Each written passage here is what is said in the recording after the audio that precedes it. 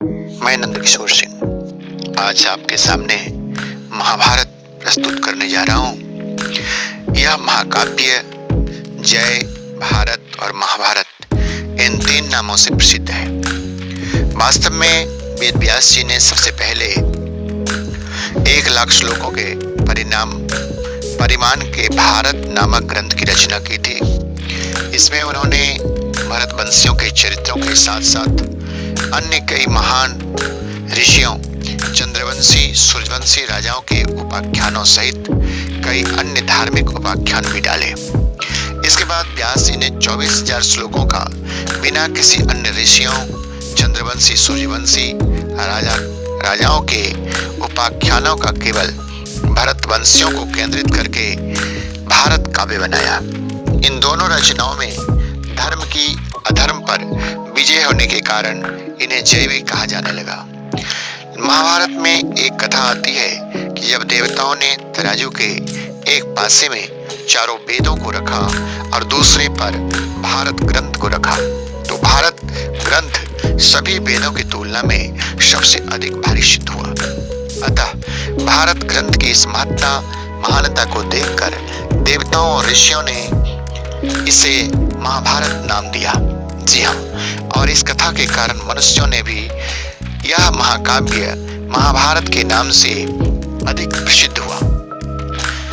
दोस्तों, आपने इस चैनल को अभी तक सब्सक्राइब नहीं किया तो प्लीज कर लें, क्योंकि मैं जो है पूरा महाभारत आपको सुनाने की कोशिश करूंगा और इसलिए आप सजग होकर के ध्यान से देखें।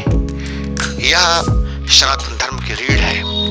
महाभारत में इस प्रकार का उल्लेख आया है कि जो है महाभारत जो है यह धार्मिक दृष्टिकोण से, सामाजिक दृष्टिकोण से या आप जिस नजरिए से देखना चाहते हैं तो महाभारत को जरूर समझें। चाहे वह किसी भी धर्म का व्यक्ति हो, उसे समझने की कोशिश करें। और यदि आप महाकाव्य के तौर पर लेना चाहते हैं या किसी कहानी के तौर पे, तो भी इसे समझ लें, क्योंकि ये बहुत बड़ी रचना है और दुनिया की सबसे बड़ी रचना ही है।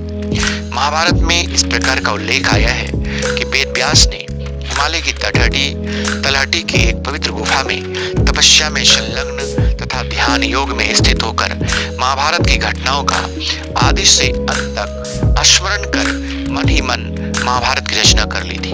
परंतु इसके पश्चात उनके सामने एक गंभीर समस्या खड़ी हुई कि इस महाकाव्य के ज्ञान को सामान्य जन साधारण तक कैसे पहुंचाया जाए, क्योंकि इसकी जटिलता और लंबाई के कारण यह बहुत बड़ा कठिन कार्य था और कोई इसे बिना किसी त्रुटि के वैसा ही लिख दे जैसा कि वो बोलते जाए।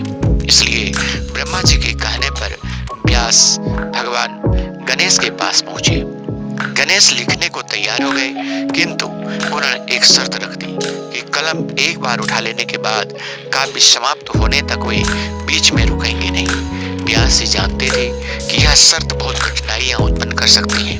अतः उन्होंने भी अपनी चतुरता से एक शर्त रखी कि कोई भी श्लोक लिखने से पहले गणेश को उसका अर्थ समझना होगा। गणेश ने यह प्रस्ताव स्वीकार कर लिया। इस तरह व्यास बीच बीच में कुछ कठिन श्लोकों को रच देते। जब गणेश जी उनके अर्थ पर विचार कर रहे होते तो उतने समय में व्यास जी कुछ और नए श्लोक रच देते। इस प्रकार संपूर्ण महाभारत 3 वर्षों के अंतराल में लिखी गई। वेद व्यास ने सर्वप्रथम पुण्य कर्मा मानवों के उपाख्यानों सहित 1,00,000 श्लोकों का आद्य भारत ग्रंथ बनाया। उसके बाद उपाख्यानों को छोड़कर 24,000 श्लोकों की भारत संहिता बनाई। तत्पश्चात व्यास जी ने 60,00,000 श्लोकों की एक सुंदर संहिता बनाई, जिसके 30,00,000 श्लोक देवलोक में, 15,00,000 पितृलोक में तथा 14,00,000 श्लोक गंधर्व लोक में समादृत हुई। मनुष्य लोक में 1,00,000 श्लोकों का आद्य भारत प्रतिष्ठित हुआ। महाभारत ग्रंथ की रचना पूर्ण करने के बाद वेद व्यास ने सर्वप्रथम अपने पुत्र सुखदेव को इस ग्रंथ का अध्ययन कराया। महाभारत भारत का अनुपम धार्मिक, पौराणिक, ऐतिहासिक और दार्शनिक ग्रंथ है। यह हिंदू धर्म के मुख्यतम ग्रंथों में से एक है। यह विश्व का सबसे लंबा साहित्यिक ग्रंथ है। हालांकि इसे साहित्य की सबसे अनुपम कृतियों में से एक माना जाता है, किंतु आज भी यह प्रत्येक भारतीयों के लिए एक अनुकरणीय स्रोत है। मान्यताओं, पौराणिक संदर्भों एवं स्वयं महाभारत के एक अनुसार इस काव्य के रचनाकार वेद व्यास जी को माना जाता है और इसे लिखने का श्रेय भगवान गणेश जी को माना जाता है। इसे संस्कृत भाषा में लिखा गया था। इस काव्य के रचयिता वेद व्यास जी ने अपने इस अनुपम काव्य में वेदों, वेदांगों और उपनिषदों के गुह्यतम रहस्यों का निरूपण किया है। इसके अतिरिक्त इस काव्य में न्याय, शिक्षा, चिकित्सा, ज्योतिष, युद्ध नीति, योग शास्त्र, अर्थशास्त्र, वास्तुशास्त्र, शिल्प शास्त्र, काम शास्त्र, खगोल विद्या तथा धर्मशास्त्र का भी विस्तार से वर्णन किया गया है। महाभारत की विशालता और दार्शनिक गूढ़ता न केवल भारतीय मूल्यों का संकलन है बल्कि हिंदू धर्म और वैदिक परंपरा का भी सार है। महाभारत की विशालता, महानता और संपूर्णता का अनुमान उसके प्रथम वर्ग में उल्लेखित एक श्लोक से लगाया जा सकता है, जिसका भावार्थ है, यह कृति प्राचीन भारत के इतिहास की एक गाथा है। इसी में हिंदू धर्म का पवित्रतम ग्रंथ भगवत गीता सन्निहित है। पूरे महाभारत में लगभग 1,10,000 श्लोक हैं, जो यूनानी काव्यों इलियड और ओडिसी से परिमाण में 10 गुना अधिक है। महाभारत की मूल अभिकल्पना में 18 की संख्या का विशिष्ट योग है। कौरव और पांडव पक्षों के मध्य यह युद्ध की अवधि 18 दिन थी। दोनों पक्षों की सेनाओं का सम्मिलित संख्या बल भी 18 अक्षौहिणी था। इस युद्ध के प्रमुख सूत्रधार भी 18 थे।